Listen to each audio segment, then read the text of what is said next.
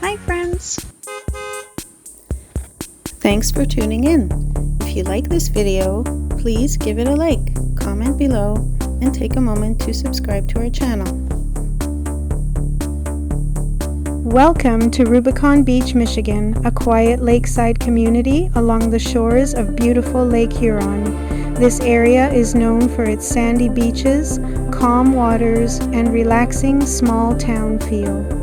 Long before it became a favorite spot for summer visitors, Native American tribes lived along these shores, relying on the lake for food and travel. The community grew over time as settlers came to the region in the 1800s, drawn by the natural beauty and opportunities along the lake. Today, it is a place where locals and visitors alike enjoy boating, swimming, and fishing in the clear waters. Whether you are here for a quick visit or a long stay, Rubicon Beach welcomes you with the beauty and calm of Michigan's lakeside charm. Thank you for joining us on this tour of Rubicon Beach, Michigan.